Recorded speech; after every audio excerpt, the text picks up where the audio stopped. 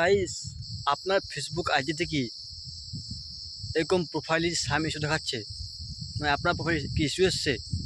তাই কিন্তু আজকে ভিডিওতে আমি দেখাবো যে আপনি কীভাবে এই ফেসবুক ইস্যুকে দূর করবেন। ঠিক আছে? তো ফেসবুক টিমে রিপোর্ট করতে হবে। তো রিপোর্টে কী লিখতে হবে বা কীভাবে ফেসবুকে রিপোর্ট করতে হয় আজকে ভিডিও দেখিয়ে দেবো। চলুন দেখে দিচ্ছি, বেশি কথা না বাড়িয়ে, বেশি বক বক না। চলুন দেখে দিচ্ছি যে আপনি কীভাবে ফেসবুকে এই ইস্যুটাকে তুলবেন। ঠিক আছে? আর লেখাটি আমি কিন্তু আপনাদেরকে ডেসক্রিপশন দিয়ে দেবো। ঠিক আছে?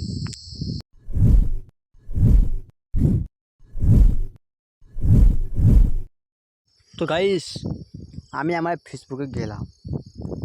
ফেসবুকে যাওয়ার পরে আমি যদি আমার ডান দিকের প্রোফাইল আইকনে যাই, দেখুন লেখা আসছে ড্যাশবোর্ড। ড্যাশবোর্ডের উপরে ক্লিক করবো। ড্যাশবোর্ডের উপরে ক্লিক করে নেওয়ার পরে দেখুন লেখা আছে প্রোফাইলের সাম ইস্যু।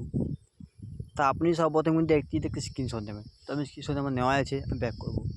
ব্যাক করে নেওয়ার পর থ্রি লাইনের উপর ট্যাপ করবো। থ্রি লাইনের উপর ট্যাপ করে নেওয়ার পরে আমি যাবো হেল্প অ্যান্ড সাপোর্টে।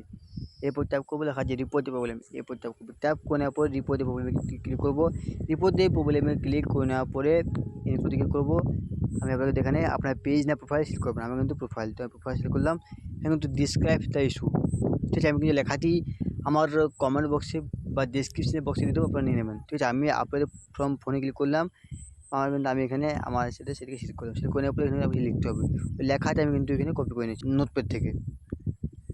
তো গাইস, আমি কিন্তু এখানে লেখাটা দিয়ে দিলাম।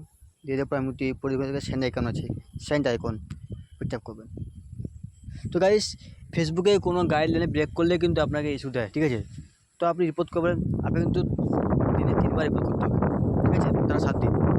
তারপর কিন্তু আপনার ইস্যু ঠিক হয়ে যাবে। ঠিক আছে?